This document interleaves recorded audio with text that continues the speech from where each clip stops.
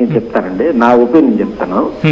ఏంటంటే వాడు భారతం చెప్తానంటాడు, రామాయణం చెప్పానంటాడు.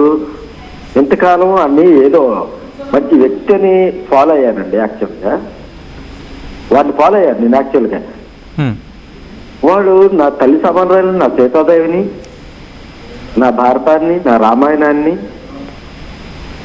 ఆహ్వానించిన తర్వాత వాడిని అంటే ఒక తల్లి సమానరాయలు వాళ్ళ అమ్మని కూడా నేను అనలేను, కానీ అనాలనిపిస్తుందండి. కానీ నేను అనలేను. వాడిలాగట్టు మనిషిని కాదు కదా. వాడే 10th క్లాస్ పాస్ అయ్యడం లేదు నాకు తెలియదు. ఆ వెధవ 10th క్లాస్ పాస్ అయ్యడం లేదు నాకు తెలియదు. ఆడు ఏం చదువుకున్నాడో తెలియదు. ఏదో 4 మొక్కలు నేర్చుకొని ఆ చిప్పులో వెళ్ళి అమెరికా వెళ్ళాడు కాబట్టి ఆ డబ్బులు వచ్చాయి. ఈ 4 డబ్బులు మనం వేసాం కాబట్టి వాడికి డబ్బులు వచ్చాయి. నాలుగు డబ్బులు వేయకపోతే ఈ వెధపేలపలు తేలదు కదండి. నా దేశాన్ని ఇతర దేశాల్లో వాడు ఎదవలు చేసినప్పుడు వాడికి నేను ఎందుకు క్షమించాలండి? వాడిని ఎలా క్షమిస్తాను నేను? నా వైజాగ్ రమ్మనండి అన్ని. నేను వైజాగ్ కదా, నాది వైజాగే. అది వైజాగ్ రమ్మనండి. నా తల్లి సమానమైన నా సీతాదేవిని వాడు ఇష్టానుసారం మాట్లాడిన తర్వాత ఏంటండి అడుగు పుచ్చకాయనా అదేంటది తెరా ఏదో చూపించాడు కదా, వైజాగ్ వచ్చి చూపించమనండి అండి. ఆ రైట్ అనుకుంటున్నాడు కదా, వాడు చెప్పేది రైట్ అని వాడు సపోర్ట్ చేసిన మనుషులు రైట్ అంటున్నారు కదా. ఆ 10% ఎవరో వాళ్ళు రావాలి కదా. ఆ వెధవల్ని ఆ 10% సపోర్ట్ చేశారు కదా, ఆ వెధవలు కూడా రావాలి కదా. ఎంతకాలం ఇలాంటి వెధవరా నిన్ను సపోర్ట్ చేసింది? ఏంటండి ఈ పరిస్థితి? ఇండియా కంటే ఇలాంటి పరిస్థితి వస్తుంది అంటే హిందూ సమాజం డిస్కషన్ చేసుకోమని చెప్పేసి హిందూ సమాజంలో ఉంది. ఇప్పటికప్పుడు ఒపీనియన్ మారుతుంది హిందూ సమాజంలో. నాకు తెలిసిన ధర్మం ఏంటంటే ఎప్పటికప్పుడు ఏది మంచి ఏది చెడు డిస్కషన్ చేసుకోవచ్చు.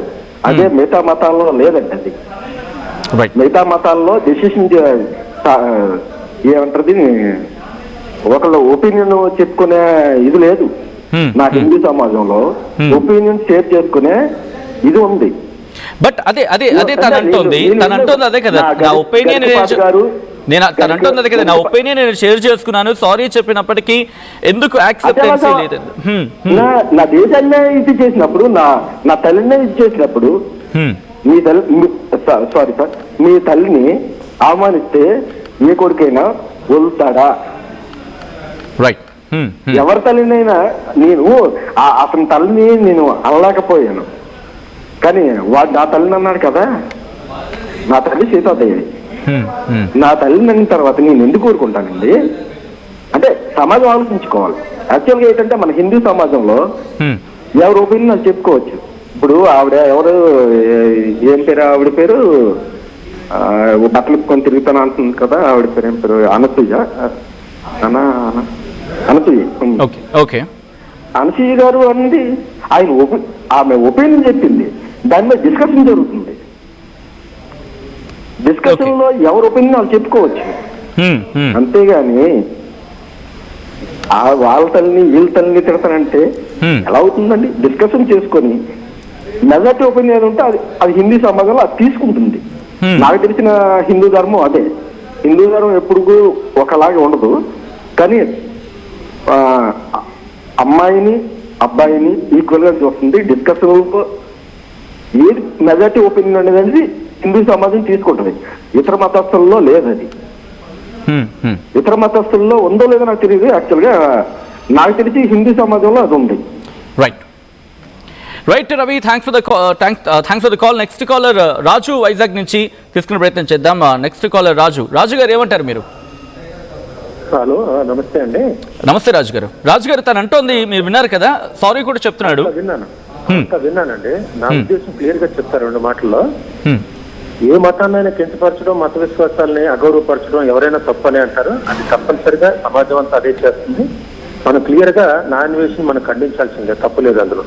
కానీ ఈ చర్చ ఎలాగో వచ్చింది కాబట్టి ఈ చర్చకి మనం మూలంలోకి వెళ్తే శివాజీ గారు, అనసూయ గారు, నాగబాబు గారు, అన్వేష్ గారు వీళ్ళందరినీ పక్కన పెడితే మనం దీంట్లో మూలంలో ఏముంది అంటే స్త్రీ తన డ్రెస్సింగ్ సెన్స్ ని వేరొకరు నిర్దేశించడం ఎంతవరకు రైట్ ఎంతవరకు తప్పు అని చర్చ జరుగుతుంది కాబట్టి దానిలోకి వెళ్ళాలనుకుంటున్నానండి. ఒక్క నిమిషం.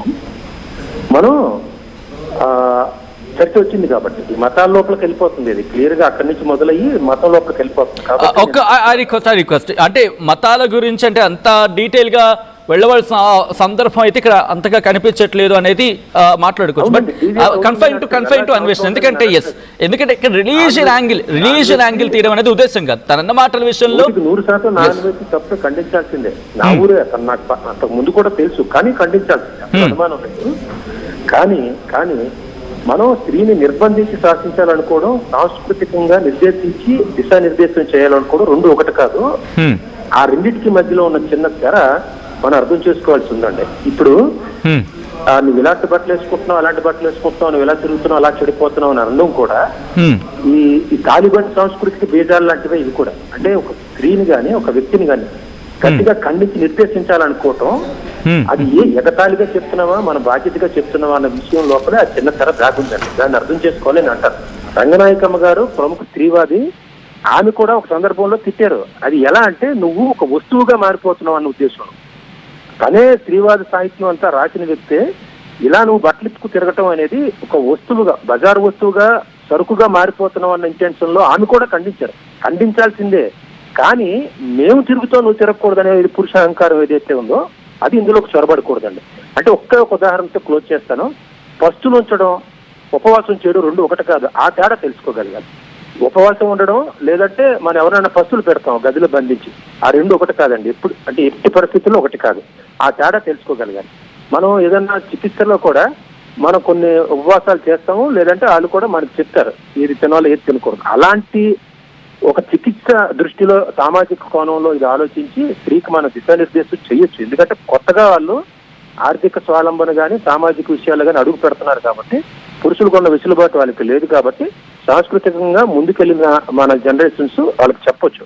కానీ నిర్బంధించి మీరు ఎలాంటివి కట్టుకోకూడదు, ఇలాంటివి చేయకూడదు, ఇలాంటి అంటే వెకిలిగా ఏం చూసారా అటువంటి కామెంట్స్ ని మాత్రం అలౌ చేయొద్దని నేను మీ ద్వారా అప్పీల్ చేస్తున్నానండి. ఆ రెండింటికి ఉన్న చిన్న తెర తెలుసుకోవాలని కోరుకుంటున్నాను. రైట్ రాజు గారు, థ్యాంక్స్ ఫర్ ద కాల్. ఇక్కడ తను అంటున్న మాటకు సంబంధించి అఫ్ కోర్స్ కొన్ని గైడ్ లైన్స్ ప్రకారం కొన్ని ప్లే చేయట్లేదు, కానీ తను అన్న మాట మీరు ఆల్రెడీ వినున్నారు. ఇప్పుడు ఏమంటున్నాడంటే ఇక్కడిక బలాత్కారం చేయబోయి వాళ్ళు మరణించారు, అది సైంధవుడి విషయమో లేకపోతే కీచకుడి విషయం గురించి మాట్లాడుతున్నప్పుడు అతను కమెంట్ చేశారు. దాంతోపాటు రావణాసురుడి విషయంలో సీతాదేవి గురించి మాట్లాడుతూ సీతాదేవిని ఎత్తుకుపోయిన సందర్భంలో అంటే ఎత్తుకుపోయిన ఆ నేపథ్యంలోని ఇటు రావణాసురుడు చచ్చిపోయాడు అదే తను అంటున్న మాట. వాటికి నేను క్షమాపణలు చెప్తున్నాను. 60,000 మానభంగాలు జరిగినప్పుడు దాని గురించి ఎందుకు మాట్లాడట్లేదు? ఇప్పుడు నా క్షమాపణలు కనుక యాక్సెప్ట్ చేయకపోతే అష్టదరిద్రాలు అంటుకుంటాయి, వచ్చే ఏడాదంతా మీకు అష్టదరిద్రాలు అంటుకుంటాయని చెప్తున్న సందర్భం. దీన్ని మీరు ఎలా చూస్తారు? బెదిరింపగా చూస్తారా, లేకపోతే యాక్సెప్టెన్సీ చేస్తారా, పశ్చాత్తాపంగా చూస్తారా? ఎందుకంటే సారీ చెప్తున్నాడు. ఇక్కడ ద్రౌపది విషయంలో కావచ్చు, సీతాదేవి విషయంలో కావచ్చు, తను సారీ చెప్తున్నాడు. వినాయకుడి సన్నిధిలోనే క్షమాపణలు చెప్తున్నాను అని చెప్పుకొచ్చిన నేపథ్యం. సో ఇప్పుడు తిని చెబుతున్న అన్వేష్ చెబుతున్న ఆ క్షమాపణను మీరు స్వీకరిస్తారా? ఇక్కడ ఇంకో కాంటెక్స్ట్ వినిపిస్తోంది. శివాజీ విషయంలో తను క్షమాపణలు చెప్పినప్పుడు యాక్సెప్ట్ చేశారు కదా, మరి నా విషయంలో ఎందుకు అనే క్వశ్చన్ రైజ్ అయినప్పుడు యాజ్ అ వ్యూవర్గా, యాజ్ అ సిటిజన్గా మీరు ఎలా చూస్తారనేది ఒకసారి మీరు కమెంట్ చేసే ప్రయత్నం చేయండి. నెక్స్ట్ కాలర్ అనంతపురం నుంచి హరిత మాట్లాడుతున్నారు. హరిత నమస్తే అండి. హరిత గారు నమస్తే.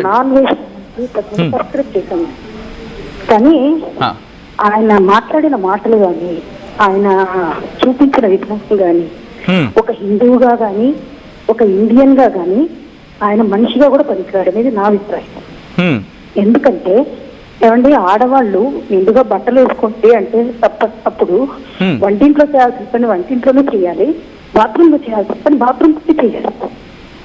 అంటే ఆడవాళ్ళము ఇప్పుడు మేము ఆడవాళ్ళమేనండి, బయట అట్లా బట్టలు ఇచ్చుకొని తిరుగుతుంటే అది కరెక్ట్ అని ఎట్లా చెప్తారండి? ఆ నాగబాబు గారు కానీ ఎవరన్నా కానీ శివాజీ గారు ఏం తప్పు మాట్లాడారండి? ఎన్ని బూతులు మాట్లాడారండి? ఆయన బూతులు మాట్లాడలేదే. అది బూతు కూడా కాదు, ఇంకా దారుణంగా మాట్లాడాల్సింది. అటువంటి ఆడవాళ్ళు ఆయన ఇంకా చాలా రెస్పెక్టబుల్ గా మాట్లాడినట్టే మా దృష్టిలో. కానీ మేమే టీవీలు చూడలేకపోతున్నాం, మేమే సినిమాలు చూడలేకపోతున్నాం పక్కన పిల్లల్ని కూర్చోబెట్టుకుని. కానీ ఆడవాళ్ళకి గౌరవం లేకుండా పోతుంది వీళ్ళు వేసుకునే బట్టల వల్ల, వీళ్ళు వేసుకునే వస్త్రధారణ వల్ల. కానీ బట్టలు స్వేచ్ఛ, ఆడవాళ్ళకి స్వేచ్ఛ ఉండాలండి. నేను కూడా టీచర్ని, నాకు ఆడవాళ్ళకి స్వేచ్ఛ కావాలి. మాట్లాడే దాంట్లో స్వేచ్ఛ కావాలి, చదువుకునే దాంట్లో స్వేచ్ఛ కావాలి, ఉద్యోగం చేసే దాంట్లో స్వేచ్ఛ కావాలి, మంచి మంచి వృత్తులు చేసే దాంట్లో స్వేచ్ఛ కావాలి, బిజినెస్ చేసే దాంట్లో స్వేచ్ఛ కావాలి. ఇటువంటివి స్వేచ్ఛ అంటే అలా చేయకుండా ఇంట్లో కట్టేసిన ఆడపిల్లలు ఎవరైనా ఉంటే బయటికి తీసుకొచ్చి వాళ్ళని గౌరవించి వాళ్ళకి నేర్పించారు. బట్టలు వేసుకునే దాంట్లో స్వేచ్ఛ ఏంటండి? మీరు అక్కడ కూర్చున్నారు, కట్రాయి వేసుకొని కూర్చోబెట్టే మీరు కూర్చుంటారండి? ఏంటండి ఇది? బట్టల గురించి మాట్లాడితే ఆయన అంతమంది ముందు నిలబెట్టారు. ఈ పనికిమాలలో ఎక్కడో వేరే దేశంలో ఉండి ఇండియాకి రమ్మండి. మగవాళ్ళు కాదు, ఆడవాళ్ళే బట్టి ఈడ తీసుకోండి, రమ్మనండి ఇండియాకి. ఎట్లా అడుగు పెడతాడో పెట్టమనండి. తమాషగా ఉందండి ఇండియా ఆడవాళ్ళు అంటే. ఎవరో ఒక 10 మంది 20 మంది బట్టలు ఇప్పుకొని తిరుగుతుంటే మిగతా ఆడవాళ్ళందరూ నోర్లు మూసుకొని కూర్చుంటారు అనుకుంటున్నా. ఇది యాక్సెప్టబుల్ కాదండి. హరిత గారు తనంటోంది ఏంటంటే స్వేచ్ఛ విషయంలో ఎవరిది వాళ్ళది ఉంటుంది, వేసుకునే బట్ట కాదు కదా. అంటే దాదాపుగా కరెక్ట్ మీరు చెప్పింది నిజమేనండి. బట్టల విషయంలో ఎవరి వీటి ఒకళ్ళకి వస్తుందండి, నిజమే. అట్లా అని చూపించేవి ఉంటాయి, చూపించుకోవడానికి ఉంటాయి, దాచుకోవాల్సినవి ఉంటాయి, దాచుకోకూడనివి ఉంటాయి, అన్నీ ఉంటాయి. ఈ స్వేచ్ఛ అనే దానికి విచ్చలవిడితనానికి చాలా డిఫరెన్స్ ఉంటాయి. ఆ రెండింటికి వాళ్ళకి అర్థం తెలియకపోవచ్చు. స్వేచ్ఛ వేరే, విచ్చలవిడితనం వేరే. వాళ్ళు చేస్తున్నది విచ్చలవిడితనం, స్వేచ్ఛ కాదు. హరిత గారు మీరు అంటున్నారు స్వేచ్ఛ విషయంలో ఎవరి స్వేచ్ఛ వాళ్ళకు ఉంటుంది కదా. ఆ స్వేచ్ఛ గురించి స్వేచ్ఛను నిరోధించేలా ఉంది కదా మనస్తత్వాలనేది. అవునండి, కరెక్టే. నేను ఇండియన్, నాకు స్వేచ్ఛ. నేను ఎక్కడికన్నా బయట రోడ్డు మీదకి వెళ్ళి ఏది పడితే చెయ్యొచ్చండి, నా స్వేచ్ఛ. నేను చెయ్యొచ్చా అండి? రూల్స్ ఉంటాయి కదండి, కొన్ని పద్ధతులు ఉంటాయి కదండి. ఎంత ఎదిగినా ఆడవాళ్ళేనండి, మగవాళ్ళు లేండి. కొన్ని ఉంటాయండి. ఇప్పుడు మనం ఎక్కడన్నా వెళ్ళినప్పుడు ఉద్యోగపరంగా మనం కొన్ని బట్టలు వేసుకోవచ్చు. అని శివాజీ గారు ఏమన్నారండి? నిండుగా వేసుకోండి, అవతల వాళ్ళకి మాటలు అనే అవకాశం ఇవ్వద్దండి అన్నారు. మీ మీద చెయ్యేసే అవకాశం ఇవ్వద్దండి అన్నారు. తప్పేంటండి?